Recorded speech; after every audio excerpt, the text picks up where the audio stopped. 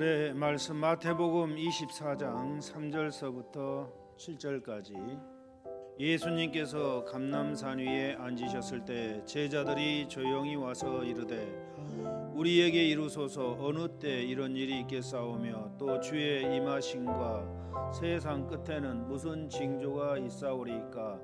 예수께서 대답하여 이르시되 너희가 사람의 미혹을 받지 않도록 주의하라. 많은 사람이 내 이름으로 와서 이르되 나는 그리스도라 하여 많은 사람을 미혹하리라. 난리와 난리 소문을 듣겠으나 너희는 상가 두려워하지 말라. 이런 일이 있어야 하되 아직 끝은 아니니라. 민족이 민족을 나라가 나라를 대적하여 일어나겠고 곳곳에 기근과 지진이 있으리니 이 모든 것은 재난의 시작이니라. 아멘. 할렐루야. 오늘 우리 모두에게 하나님의 풍성한 사랑과 위로가 넘치시기를 주의 이름으로 축원드립니다. 오늘은 종말론적 삶의 자세 두 번째 말씀을 가지고 서로 은혜를 나누도록 하겠습니다. 지난주에 종말론적인 삶의 자세 1탄을 했고 오늘은 2탄입니다.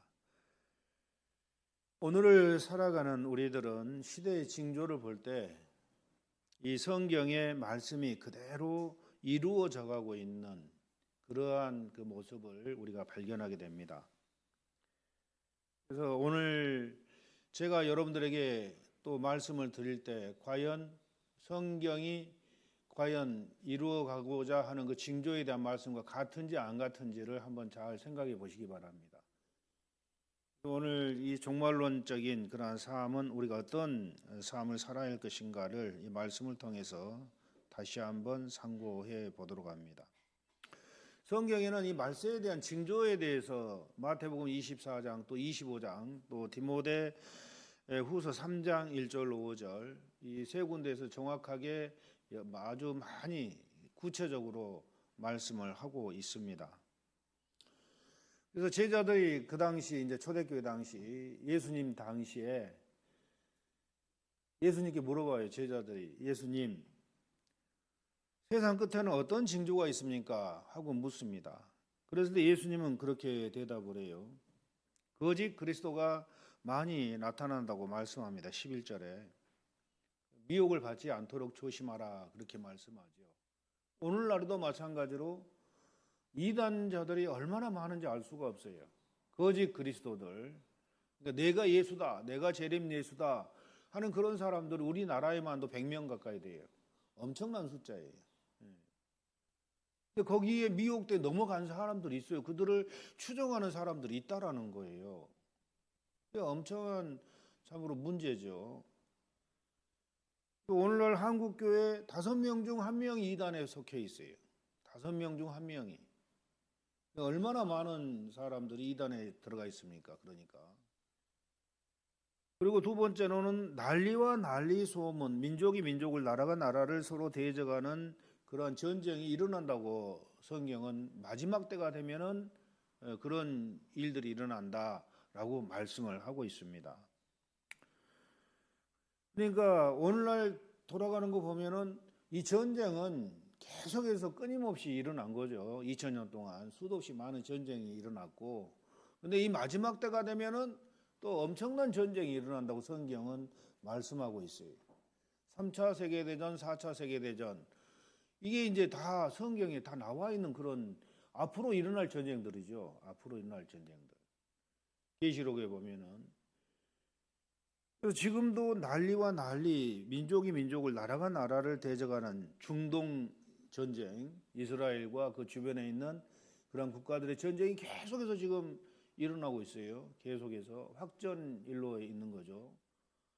그리고 또 우크라이나 러시아 전쟁, 그 전쟁이 끝나고 나면은 또 어떤 그 지역에서 또 전쟁이 일어날지 몰라요. 지금 일촉즉발의 그러한 상황이라는 거죠. 폴란드를 침공하려는 그러한 러시아의 움직임이 있다. 지금 그런 얘기도 나오고 있고, 또 중국과 대만, 언젠가는 중국이 대만을 침공할 것이다.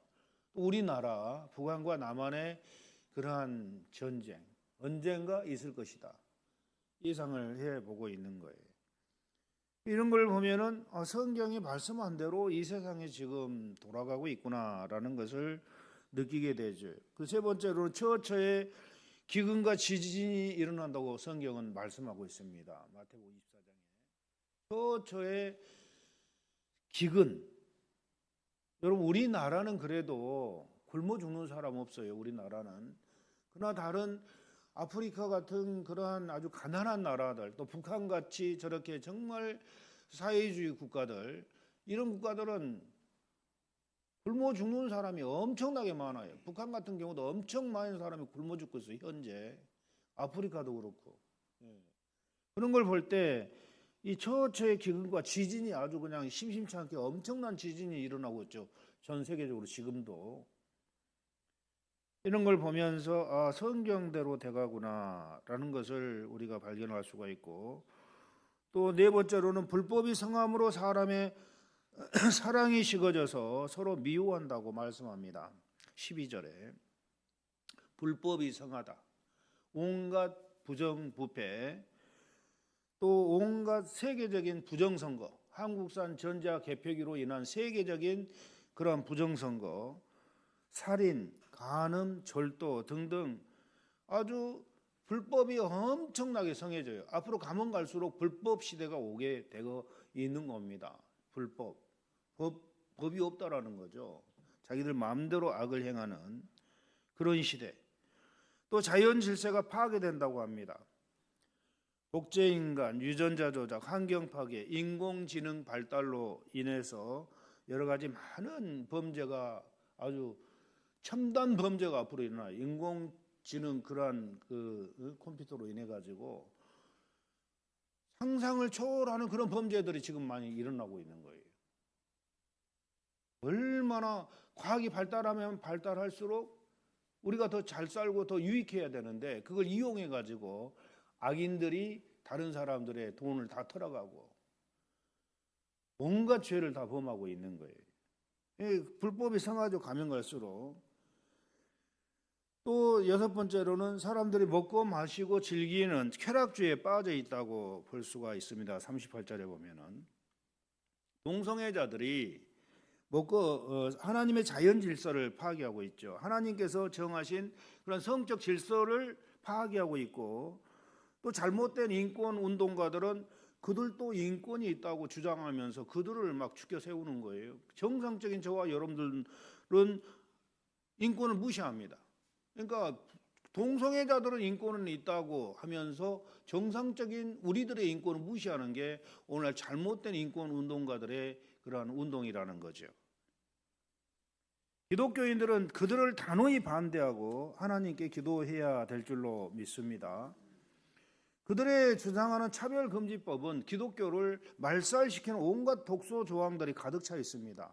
그 차별금지법이 우리나라에서 통과가 된다면은 기독교는 마음 놓고 전도도 못하고 설교도 못하게 됩니다. 결국 교회는 문을 닫아야 되고 마귀 종들이 어떻게 하든지 그 차별금지법을 만들어 통과시키려고 지금 하고 있어요. 그러니까 그들은 완전히 차별금지법을 통해서 교회를 문 닫게 하려는 그런 법이거든요. 그런 자들에게 저와 여러분들은 절대 동조해서는 안 돼요. 그런 자들에게. 일반적인 음란이 부족해가지고 이제 동성애까지 끌어들입니다. 음란이 판을 치는 나라, 그런 나라는 망하게 돼 있어요. 결국은 세계적으로 음란이 극에 달한 나라들은 다 망했어요. 폼페이의 그러한 화산 폭발로 인해 가지고 도시 전체가 망했죠. 근데 그것을 고고학자들 파서 보니까 음란의 그러한 아주 극에 달한 음란, 동성애자들의 음란이 극에 달한 그러한 곳이었어요. 폼페이가. 완전히 하나님께서 심판하신 거죠. 그들에게.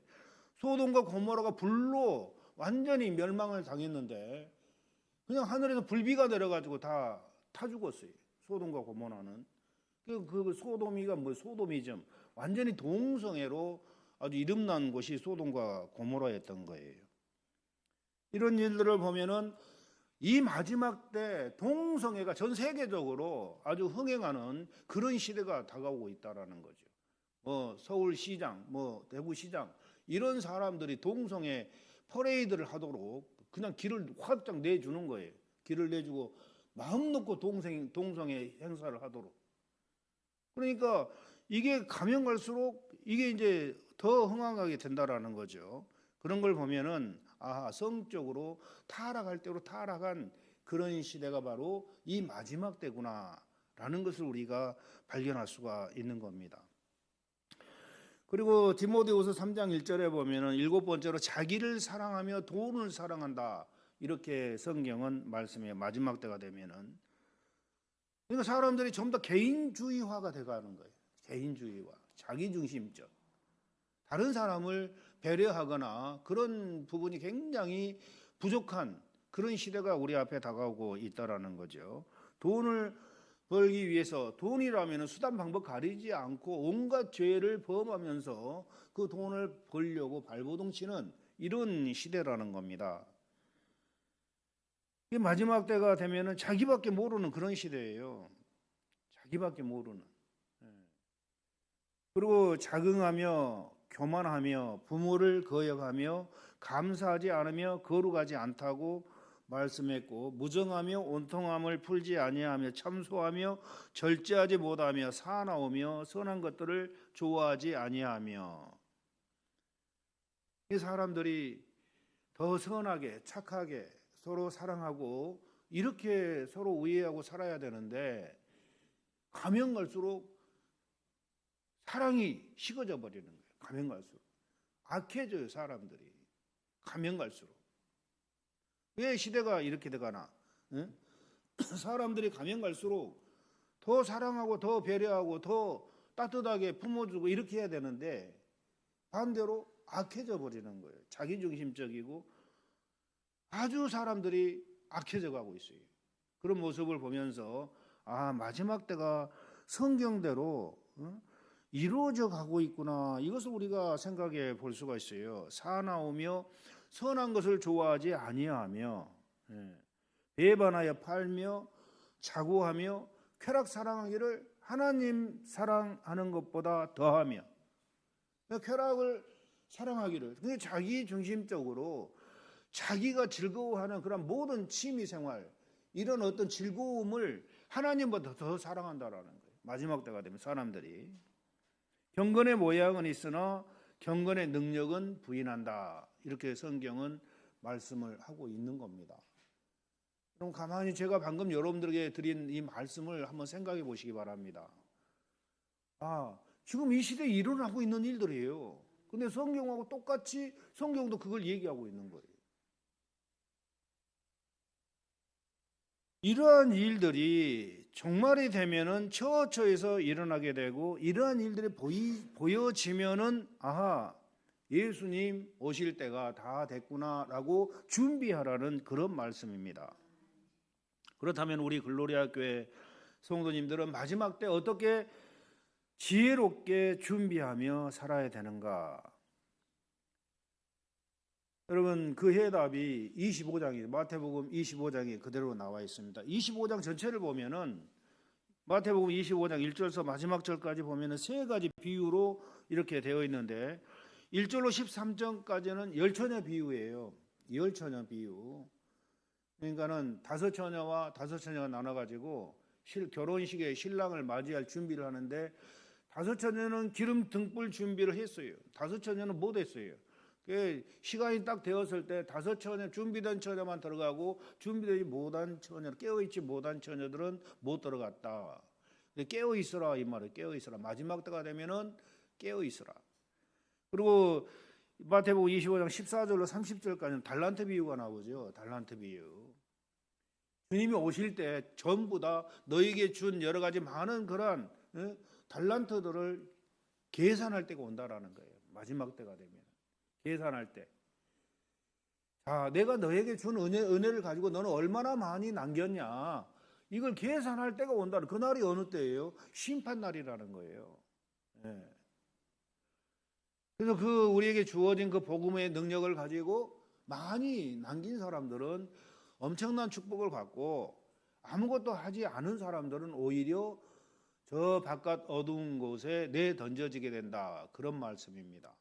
충성을 다하라는 거죠. 그리고 25장 31절로 46절은 양과 염소의 비유가 나오는 거예요. 마지막 때를 이 양과 염소의 비유를 하면서 마지막 때를 준비하라는 그런 말씀이에요. 이 심판날 양은 영원한 천국으로, 염소는 영원한 불로 들어가게 된다라는 게 이 25장 31절로 46절의 말씀입니다. 이 세 가지 비유는 뭐냐면은 예수님 마지막 때가 되면은, 예수님 오실 때가 되면은 이 세 가지를 가지고 우리가 어떻게 살아야 할 것인가를 깨닫게 해주시는 그런 말씀이 바로 이 교훈을 주는 말씀이라는 거죠. 그래서 이거 세 가지를 가지고 한번 살펴보면은, 첫째, 열처녀 비유는 언제 오실지 모르기 때문에 항상 깨어 있으라는 그런 말씀이에요. 주님 언제 오실지 모른다. 그 날과 시는 아무도 모르는 거예요. 근데 징조를 다 알려줘서 성경에 방금 말씀대로 징조를 다 알려주고 내가 갈 때쯤 되면 이러이러한 일들이 일어날 것이다. 그러니까 너희들은 깨어 있어 준비하라. 주님 맞을 준비하라, 그런 말씀이에요. 예. 깨어 있다라는 것은 육적으로 잠을 잔다라는 그런 말이 아니고 영적으로 깨어 있어라, 그런 뜻입니다. 영적인 잠이라는 것은 하나님 말씀대로 살지 않고 하나님과 상관없이 세상 조류에 따라 사는 삶을 영적인 잠이다, 이렇게 말씀을 하는 거예요. 하나님 말씀과 상관없이 세상 조류에 따라서, 세상 유행에 따라서, 세상 사람들 하는 대로 그냥 살아가는 거예요. 세상 사람들 다 하니까 나도 한다. 이게 영적인 잠이라는 거죠. 영적인 잠. 이 영적인 잠을 계속 자다 보면은 마비가 오게 되죠. 마비가.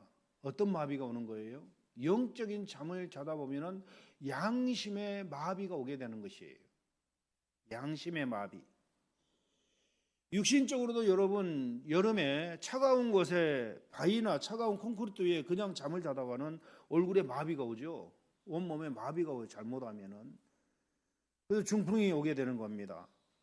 또 겨울에 술 취해가지고 밖에서 그냥 그 찬 곳에 그냥 술 취해서 자다가 보면은 얼어 죽어버리죠. 예.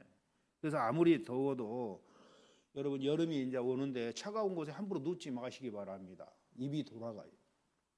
절대. 조심해야 돼. 낮에도 잠을.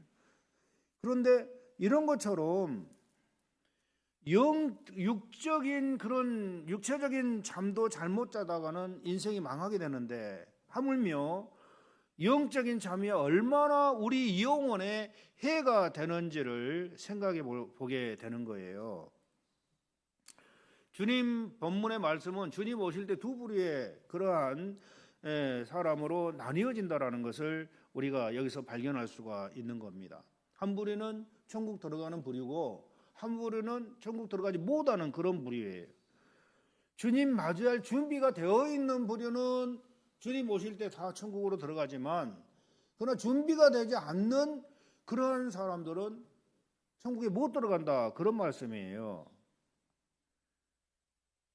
그래서 주님 맞이하지 못하고 환란에 들어가는 성도들을 말하는 겁니다. 마태복음 24장 37절로 42절에 보면은 그 마지막 때를 그렇게 말씀해요. 주님께서 노아의 때와 같이 인자의 임함도 그러하리라. 홍수 전에 노아가 방주에 들어가는 날까지 사람들이 먹고 마시고 장가들고 시집가고 있으면서 홍수가 나서 저희를 다 멸하기까지 깨닫지 못하였으니 인자의 임함도 이와 같으리라. 그때 두 사람이 밭에 있음에 하나는 데려감을 당하고 하나는 버려둠을 당할 것이요, 두 여자가 매를 갈고 있음에 하나는 데려감을 당하고 하나는 버려둠을 당할 것이니라. 그러므로 깨어 있으라. 어느 날에 너희 주가 임할는지 알지 못함이니라. 여러분, 노아의 때 하나님께서 노아의 가족에게 저 아라랏산 중턱에, 산중턱에, 그것도 굉장히 높은 산중턱에다가 큰 배를 만들라고 명령을 하는 거예요. 큰 배를. 내가 이 온 세상을, 죄악으로 관영된 세상을 다 심판하겠다. 그래서 노아는 하나님의 말씀을 듣고 그곳에 배를 짓고 있는 거예요. 그것도 장기간에 걸쳐서 하루 이틀 뭐 20, 30년, 120년 동안 배를 짓는 거예요. 근데 홍수 전에 노아가 방주에 들어가는 날까지 사람들은 먹고 마시고 아주 세상에 그냥 푹 빠져가지고, 노아가 그 사람들 볼 때마다 하나님이 물로 세상을 심판하신단다, 그래서 나보고 이 배를 이렇게 지금 지으라 해가지고 짓고 있는 거 아니냐, 너희들 다 회개하고 주님 맞이할 준비하라, 얼마나 많이 전도를 했겠어요. 근데 사람들은 노아의 행동을 보면서 이해가 안 되는 거죠.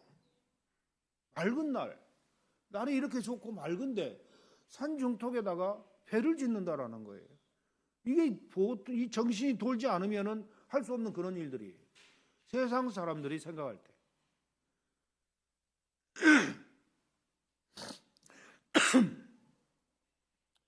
온갖 조롱과 멸시와 천대를 다 받은 거죠. 그럼에도 불구하고 노아는 열심히 배를 지었던 거예요. 그런데 막 다 짓고 나니까 결국에는 비가 내리고 난리가 물난리가 나고 전 지구를 갖다가 물로 다 덮어버리는 겁니다. 그래서 노아 가족만 구원을 받게 된 것이죠. 깨어있다라는 것은 무엇인가?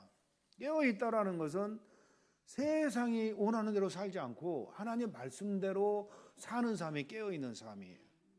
세상 유행 따라 살지 않고, 세상 정욕 따라 살지 않고, 죄에 지배받지 않고 하나님 말씀대로 착하게 거룩하게 사는 이 삶이 바로 깨어있는 삶이라는 겁니다.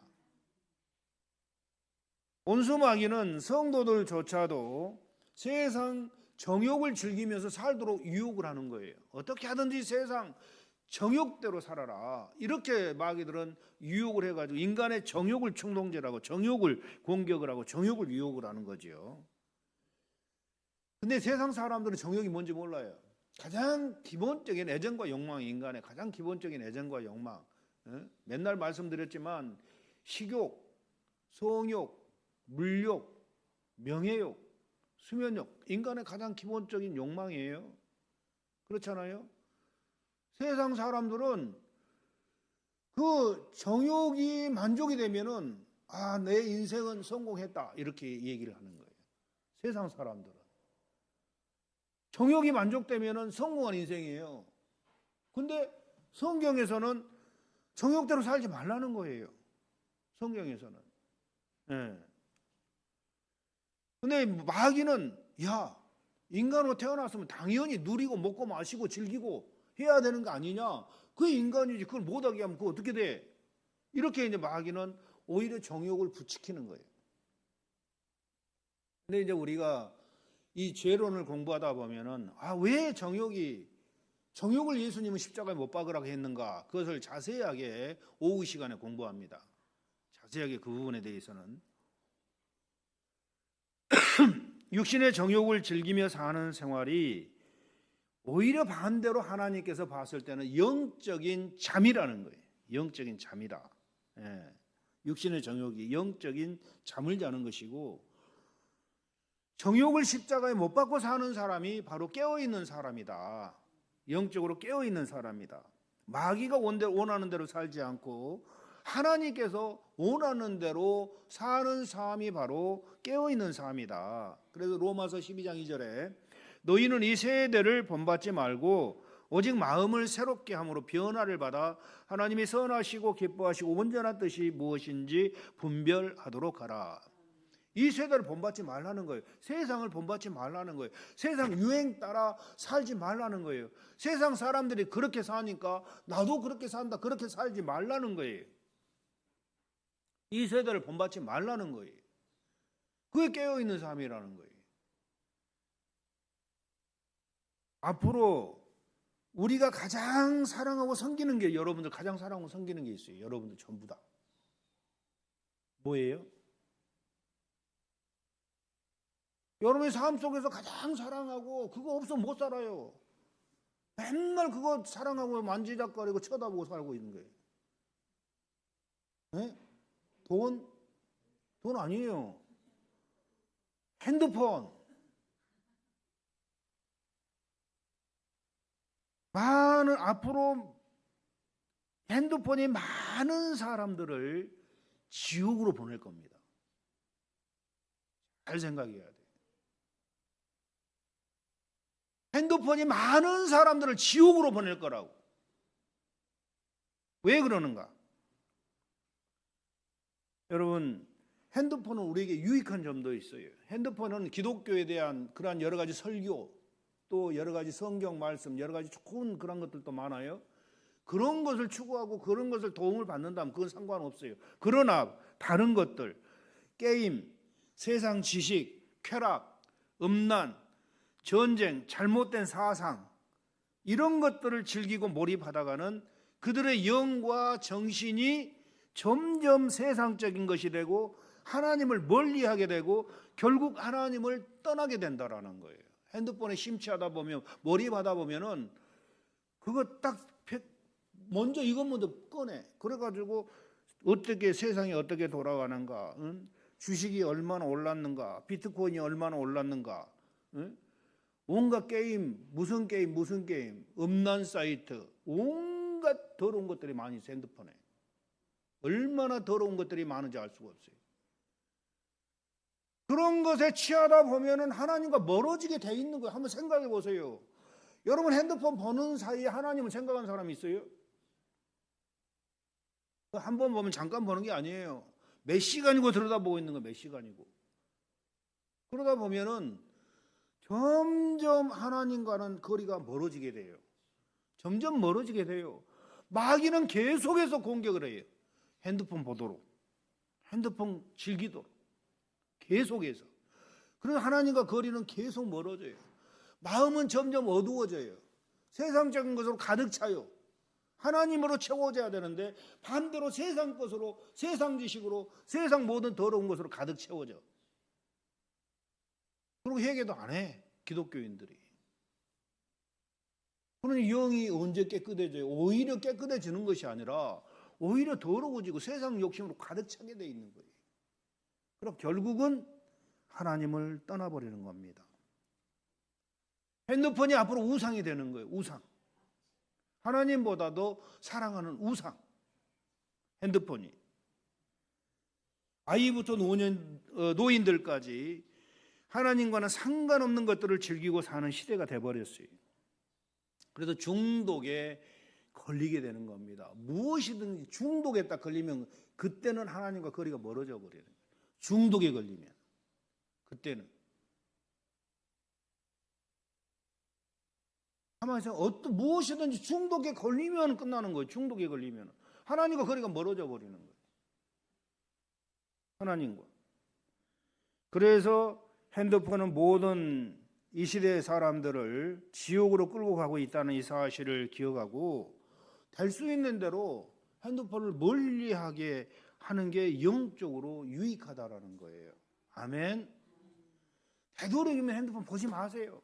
그냥 꼭 필요할 때 그때만 통화하고 그때만 조금 보고 꼭 필요할 때만 보고 꼭 필요할 때만 사용하고 그 외에는 핸드폰 보지 마세요.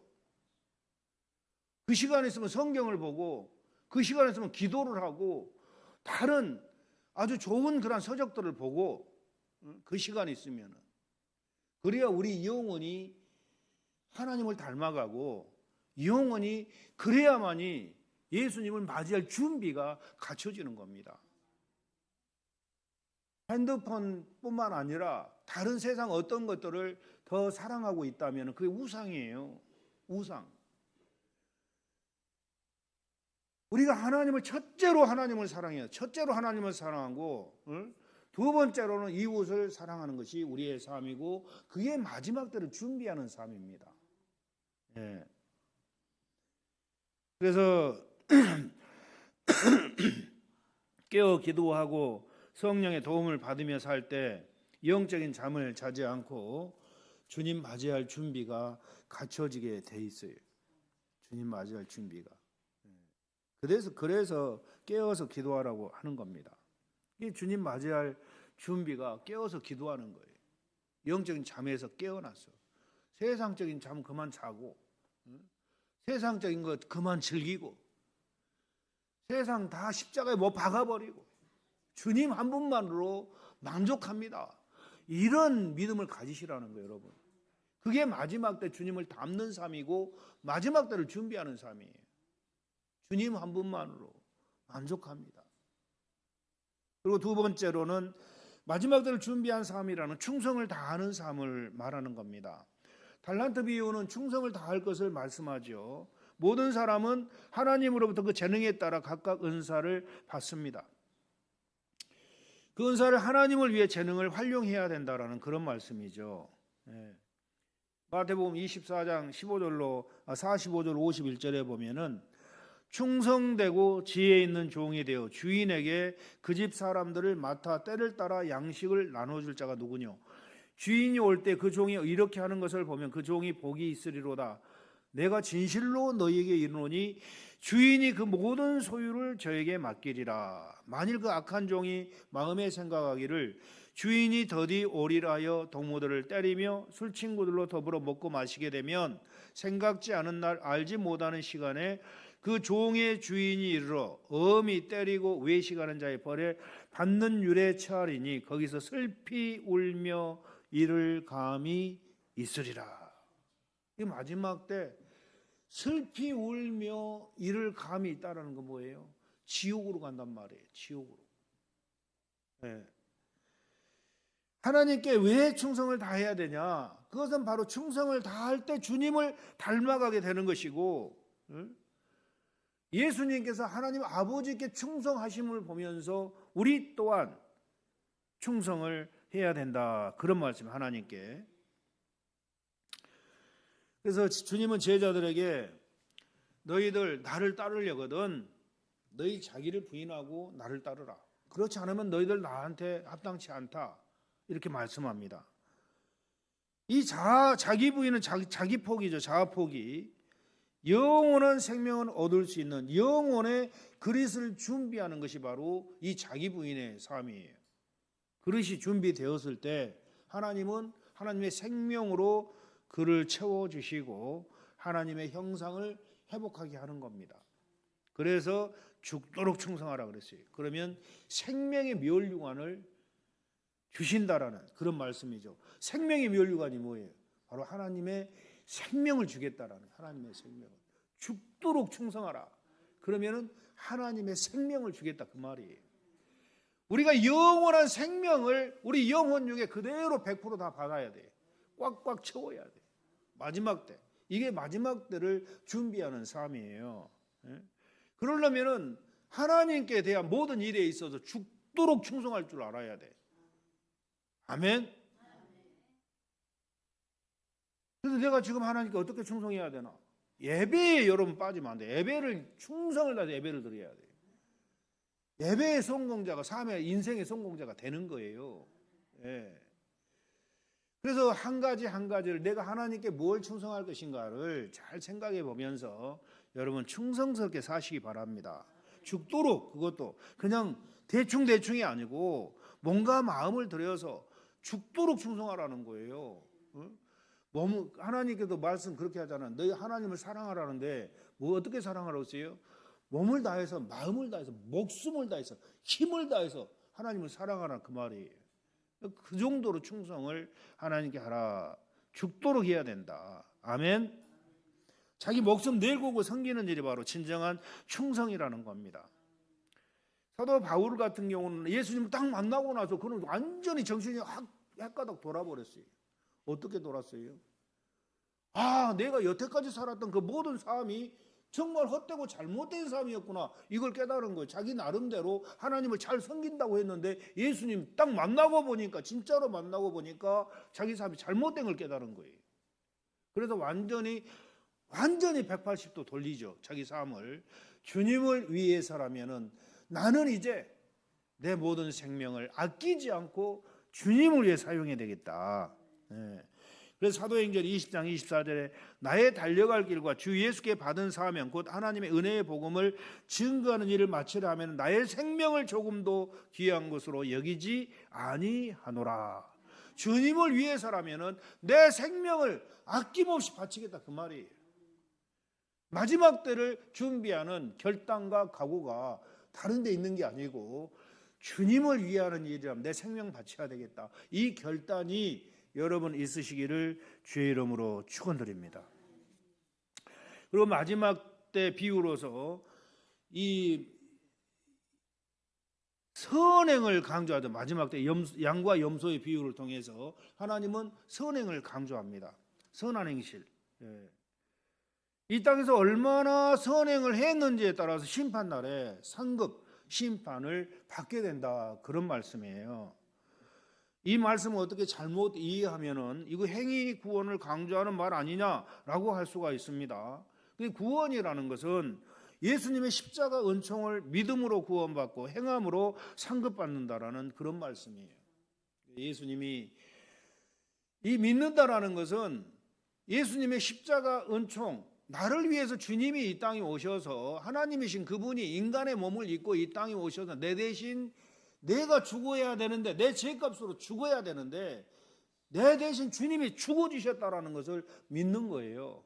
그리고 내 모든 죄를 다 용서해 달라고 하면은 예수님의 십자가의 그 사죄의 은총을 우리에게 부어가지고 모든 죄를 용서해 주고 구원받는 거예요. 그때. 아멘. 근데 구원받은 걸로 끝나는 게 아니야.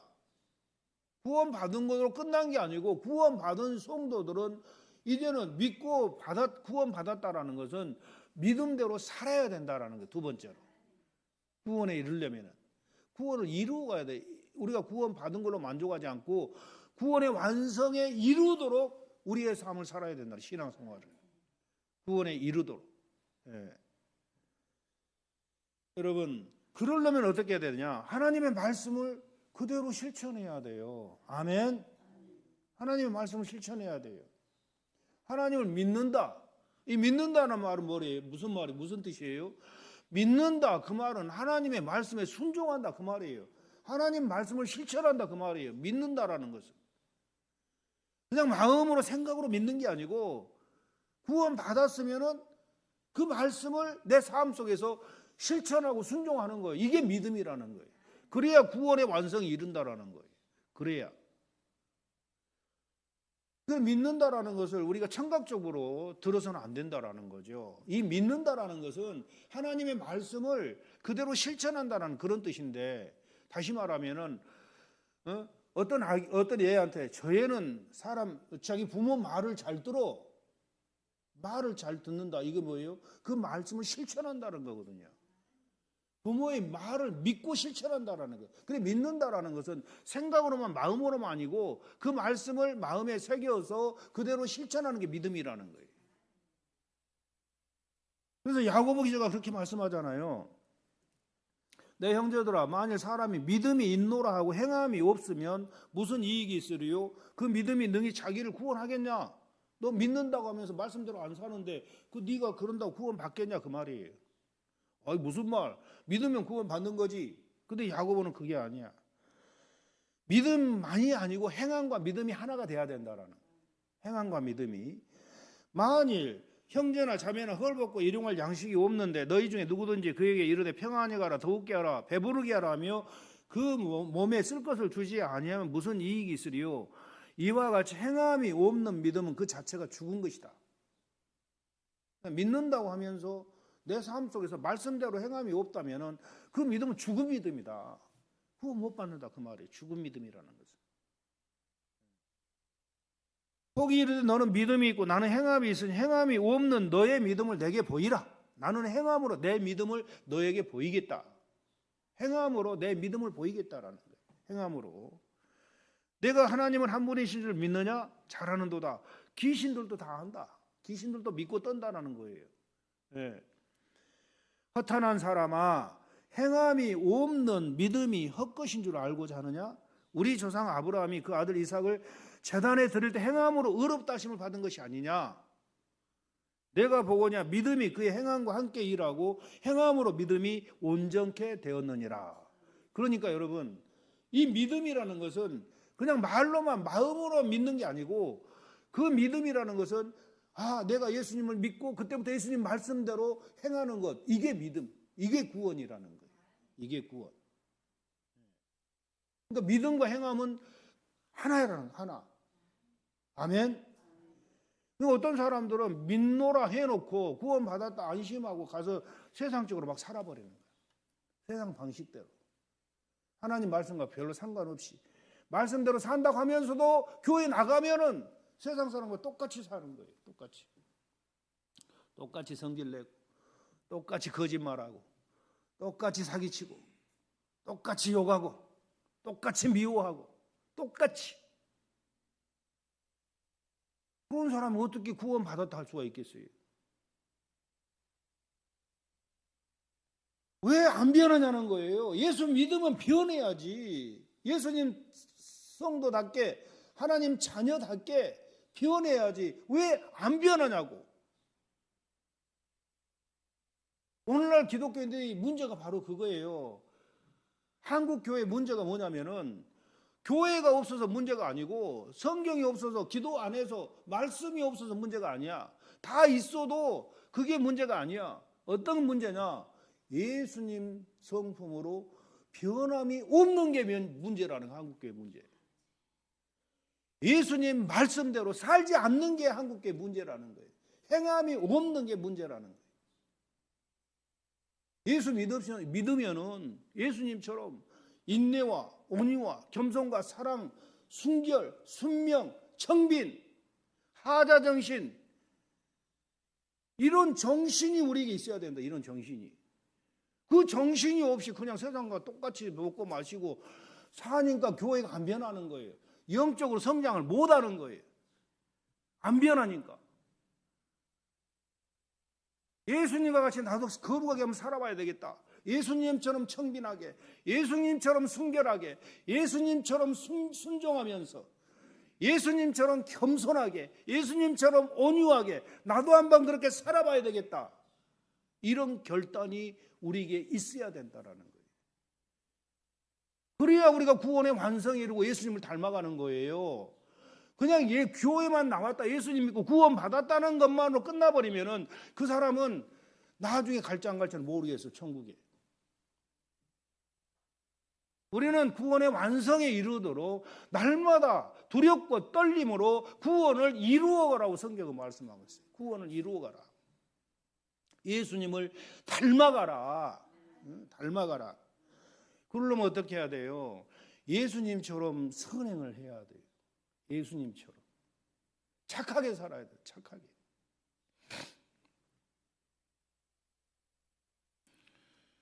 이 선행이라는 것은 자기 희생하지 않으면 안 되죠. 그래서 누가복음 10장 25절 이하에 보면은 예수님께서 그런 말씀을 하셔요. 선한 사마리아 비유를 하죠. 어느 율법사가 예수님께 와가지고 예수님 어떻게 하면 영생을 얻을 수 있습니까? 물어요. 그러니까 영생이라는 게 뭐 죽음이 없는 영원한 생명을 말하는 거예요. 그래서 예수님께서 내 마음을 다하고 목숨을 다하고 힘을 다해서 주 너희 하나님을 사랑하고 내 이웃을 내 몸과 같이 사랑하라. 그렇게 행하며 살라고 하시면서 선한 사마리아 비유를 딱 들어요. 사마리아인의 비유를. 여러분, 사마리아인, 어떤 사람이 여리고로 내려다 강도를 만난 거야. 강도를 만나고 돈 다 뺏기고 완전히 맞아서 다 온몸이 막 피투성이 막 죽어가. 근데 제사장이 지나가다가 시체 같아. 저거 만지면 내가 부정 타는데 하나님 일하려면은 만지면 안 돼 하고 그냥 모른 척하고 지나가는 거예요. 레인이 지나가는 거예요. 저거 만지면 내가 하나님 성물을 만져야 되는데 부정 타면 안 되지. 또 그냥 지나가 버려요. 제사장 레인은 누구예요? 종교 지도자들이죠. 목사예요, 오늘날. 예. 근데 선한 사마리아인이, 이 사람은 이제 서민이야. 지나가다가 불쌍해. 가가지고 그 사람 상처를 막 싸매주고 씻어주고 또 자기 나귀에 태워가지고 주막으로 데려가 따뜻한 방에 눕혀놓고 또 치료해주고. 응? 그리고 내가 지금 바쁘니까 주막 주인한테 돈을 주면서 더 들면 내가 갔다 와서 주겠다. 이 사람 잘 좀 보살펴달라 하면서 거기를 떠나는 거예요. 그 얘기를 하는 거예요, 예수님이. 이 중에 누가 이 사람 강도 만난 사람의 이웃이냐?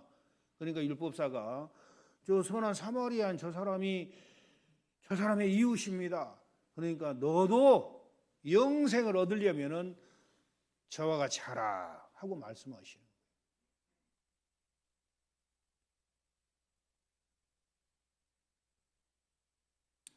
이 사마리아의 행실은 자기 시간 희생하고 물질을 희생하고 자기 육체적인 힘을 희생함으로 이 죽어가는 사람을 살려내는 겁니다. 모든 선행은 이웃을 사랑하는 마음으로 자기를 희생하지 않으면 할 수 없는 게 선행이에요. 오늘 양과 염소의 차이는 이웃을 사랑함으로 도움을 주고 안 주고 차이라는 거예요. 양과 염소의 차이는 이 마태복음 25장에 양과 염소의 차이는 하나님을 사랑하는 마음으로 몸된 교회를 위해서 헌신하느냐 하지 않느냐의 차이라는 거예요. 이웃을 위해서 헌신하냐 안 하느냐 차이라는 거예요. 불쌍한 사람들. 이렇게 하나님과 이웃을 사랑해서 선하게 살라는 이 마음의 말씀의 온 의도는, 그 뜻은 그렇게 함으로 예수님을 닮아가기 때문에 그렇게 하라는 거예요. 아멘.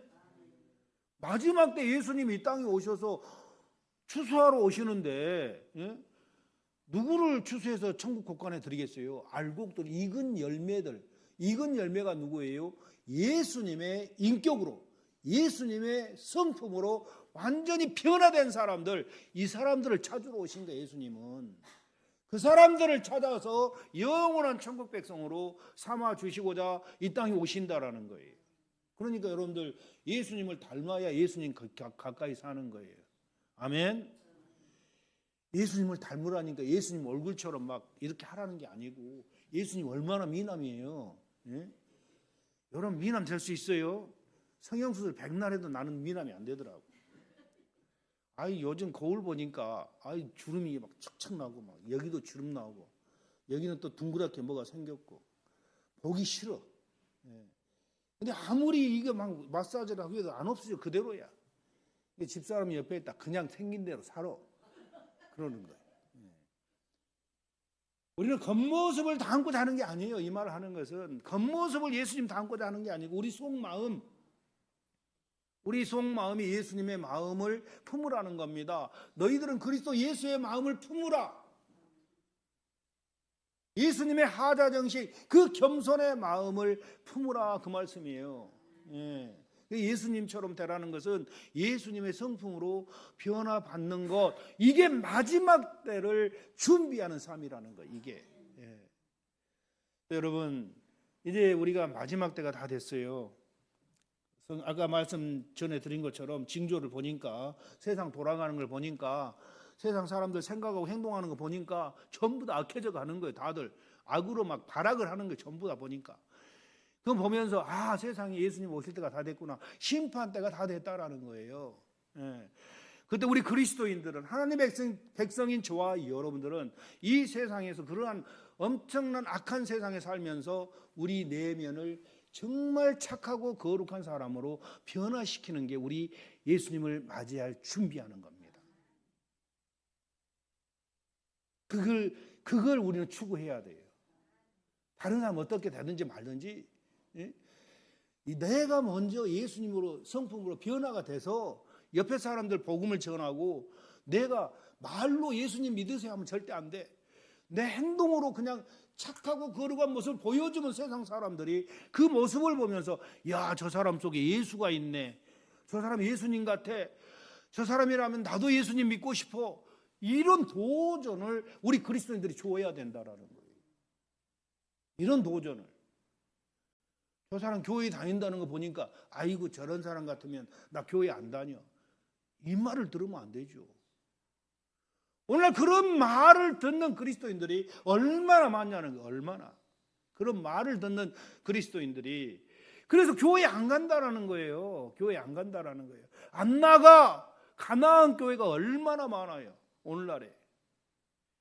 우리 글로리아 교회 성도님들만큼은 여러분들 그런 말을 듣지 않으시기 바랍니다. 내가 손해를 보고, 내가 희생을 당하고, 내가 무시당하고 멸시당할지라도 예수님의 성품으로 그런 사람들을 사랑하시기 바랍니다. 온수를 사랑하고 그들을 위해서 희생하고 섬기시기 바랍니다. 내가 힘들고 손해 볼지라도, 내 자존심이 깡그리 무너질지라도 그런 거 다 무시하고 예수님과 같은 그런 마음을 가지고 예수님 오실 때 오 예수님 하고 맞이할 그러한 준비가 갖춰지므로 천국 곳간에 알곡이 되어 들어갈 줄로 믿습니다. 뭔가 달라야 되지 않겠어요?